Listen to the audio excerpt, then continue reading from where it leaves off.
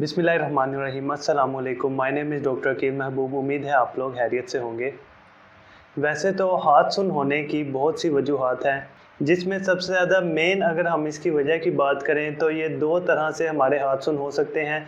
जिसमें सबसे पहले नेक की प्रॉब्लम्स ऐसी हैं जो कि हाथ सुन करवा देती हैं, या फिर दूसरी कोई ऐसी वर्किंग है जिसमें हमारा हाथ बहुत ज़्यादा यूज़ हो रहा है। उस हाथ बहुत ज़्यादा यूज़ होने की वजह से, ओवर एक्टिविटी की वजह से क्या होता है, हमारे हाथ सुन होने लग जाते हैं, मसल वीक होने लग जाते हैं। लास्ट टाइम मैंने एक वीडियो अपलोड की थी जिसमें मैंने बताया था कि सर्वाइकल रेडिकुलोपैथी क्या होती है, हाथ सुन होते हैं। उसमें जो मैंने रीज़न बताई थी वो मैंने बताई थी नेक की रीज़न, उसमें मैंने डिस्कस की थी, जिसमें नेक की किसी भी वजह से जो आपके हाथ सुन हो रहे होते हैं उसके बारे में मैंने डिटेल से आपको बताया था। और एक कॉलर के बारे में मैंने आपको बताया था, एक प्रोडक्ट थी सर्वाइकल ट्रैक्शन कॉलर। वो मैंने बताया था कि वो उन लोगों के लिए है जिनके हाथ सुन हो रहे हैं, लेकिन उसमें जो है उसकी नेक भी इन्वॉल्व है, वो लोग सिर्फ वो कॉलर यूज़ कर सकते हैं। मेरे पास बहुत से लोगों के कमेंट आए, मैसेजेस आए कि हमारे हाथ सुन हो रहे हैं, क्या हम वो कॉलर यूज़ कर सकते हैं। लेकिन जब मैंने उनकी हिस्ट्री ली तो पता लगा कि उनके जो हाथ सुन हो रहे हैं वो नेक के इशू की वजह से नहीं हो रहे, बल्कि उनका कोई और पीछे रीज़न है। या तो उनका वर्किंग कैसा है, या फिर वो स्पोर्ट्समैन हैं जिसकी वजह से उनका हाथ बहुत ज़्यादा यूज़ होता है। तो बहुत ज़्यादा हाथ यूज़ करने की वजह से उनके हाथ सुन हो रहे हैं, उनके कंप्रेशन पड़ रहा है रिस्ट पे, जिसकी वजह से सारे सिम्टम्स आ रहे हैं। तो दोबारा बताता चलूँ कि वो जो कॉलर है वो सिर्फ उन लोगों के लिए है जिनका नेक इशू के साथ हाथ सुन हो रहे हैं।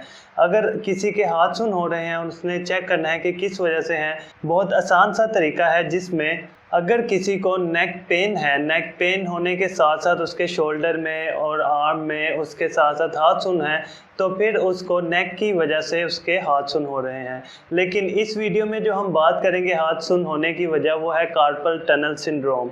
अब ये कार्पल टनल सिंड्रोम होता क्या है, किस वजह से होता है, इसकी रीज़न क्या है, सिम्टम्स क्या हैं, इसका ट्रीटमेंट क्या है, वो सब हम इस वीडियो में डिस्कस करेंगे। तो वीडियो को देखने से पहले चैनल को सब्सक्राइब करें, बेल आइकन के बटन को प्रेस करें, ताकि आने वाली हर इन्फॉर्मेटिव वीडियो आप तक पहले पहुंच सके। अब कार्पल टनल सिंड्रोम को हम मीडियन नर्व कंप्रेशन भी कहते हैं, यानी कि मीडियन नर्व जो कि हमारे हाथ को सप्लाई कर रही है, हमारे फिंगर्स को कंट्रोल कर रही है, अगर उस पर कोई कंप्रेशन आ जाता है तो उसकी वजह से क्या होता है, हमारे हाथ सुन होने लग जाता है। अब इसको कार्पल टनल सिंड्रोम इसलिए कहा जाता है कि जो हमारी रिस्ट होती है, यहाँ पे छोटी छोटी बोन्स होती हैं जिसको हम कार्पल कहते हैं।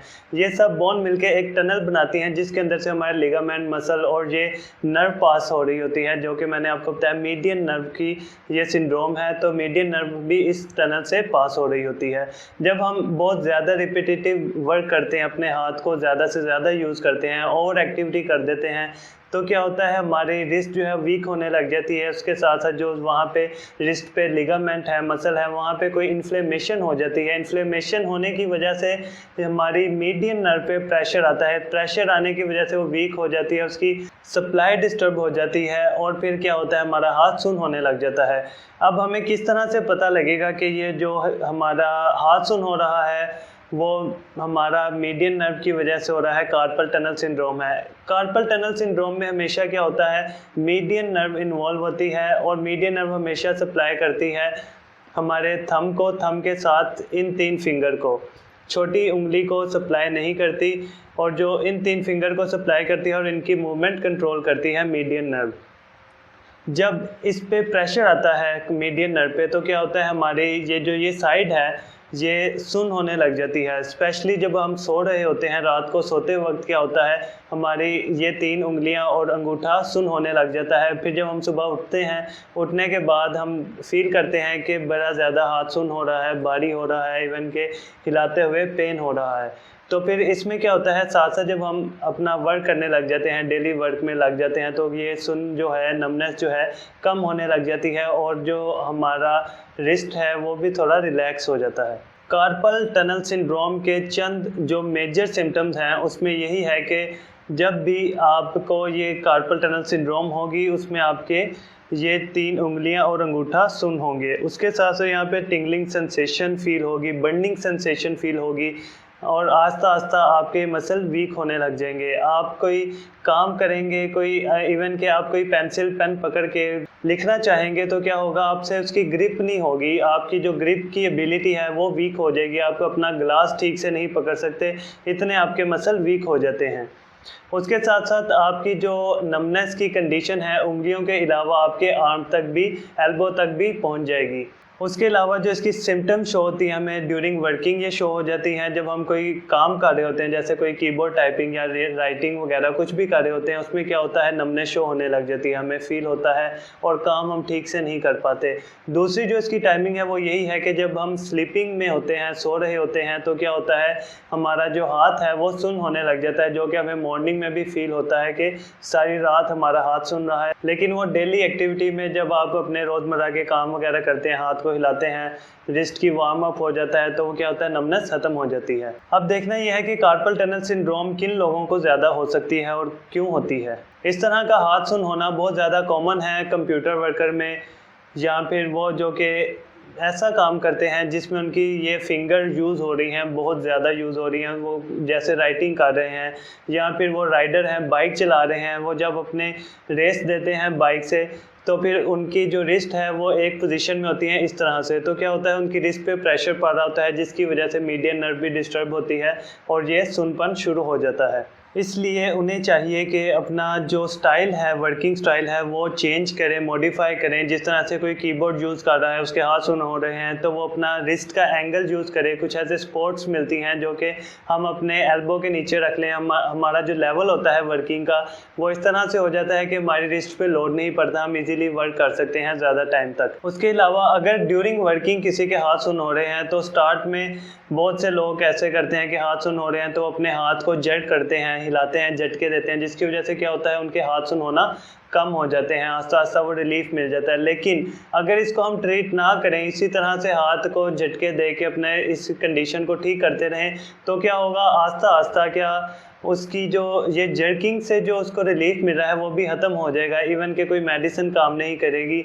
तो आस्ता आस्ता इवन के अगर वो ट्रीट ना करे, अपना इस ट्रीटमेंट को कंटिन्यू ना करे, बल्कि इसको ध्यान ही ना दे, उसको पता ही ना हो कि हाथ सुन्न क्यों हो रहे हैं, तो आस्ता आस्ता एंड टाइम पे उसके हाथ काम करना ख़त्म कर देते हैं। उसको वो किसी चीज़ को ग्रिप नहीं कर सकता, उसकी सेंसेशन हाथ की इतनी ख़त्म हो जाती है कि उसको कुछ फील भी नहीं होता वहाँ पे। इसलिए ये स्टार्टिंग में तो इतना कोई इसको इजी नहीं लेता, इस पे ध्यान नहीं देता, लेकिन अगर ध्यान ना दिया जाए, इसका ट्रीटमेंट ना करवाया जाए, तो क्या होता है एट दी एंड उसके जो सेंसेशन है वो बहुत ज़्यादा वीक हो जाती हैं, मसल वीकनेस इतनी ज़्यादा हो जाती है कि उसको बहुत ज़्यादा प्रॉब्लम फेस करनी पड़ती है। ट्रीटमेंट में सबसे पहले हमने उसकी जो एक्टिविटी है वो वाली जिसकी वजह से उसको एक कार्पल टनल सिंड्रोम हुआ है या वो जो वर्क करता है, उससे हम थोड़ी देर के लिए उसे ब्रेक दिलवा देते हैं कि अभी आपने ये काम नहीं करना। उसके साथ साथ हम उसको रिस्ट सपोर्ट देते हैं जो कि एंकलेट होते हैं या फिर कोई इस तरह के सपोर्ट होती है जो कि रिस्ट को स्टेबल कर देती है, रिस्ट पे आपकी कलाई पे लोड नहीं पड़ने देती। जब लोड नहीं पड़ता तो क्या होता है आपकी मीडियन नर्व जो है वो रिलैक्स रहती है और आपका हाथ सुन्न नहीं होता। इन चीज़ों के बाद, इन एहतियात के बाद हम उनको फ़िज़िकल थेरेपी की तरफ ट्रांसफ़र करते हैं। फ़िज़िकल थेरेपिस्ट जो है उनको स्ट्रेचेस करता है उनके मसल की, नर्व की। जब उनकी ये सिम्टम थोड़ी सी रिलीफ होने लग जाती है तो उन्हें स्ट्रेंथनिंग एक्सरसाइज करवाता है, जिससे उसके जो वीक मसल हैं उसमें पावर आती है और उससे तरीका गाइड करता है कि अगर आपने दोबारा ज़्यादा देर तक कोई काम करना है तो उसमें आपने क्या करना है, अपने एंगल को, अपने स्टाइल को इस तरह से चेंज कर ले कि आपको ये दोबारा इस कंडीशन का सामना ना करना पड़े। उसके अलावा कुछ एक्सरसाइजेज ऐसी हैं जो कि हम उनको घर में बताते हैं कि वो अपने घर में खुद से वो एक्सरसाइज करके जल्दी से जल्दी रिकवर हो सकते हैं और इस सिंड्रोम से जल्दी ठीक हो सकते हैं।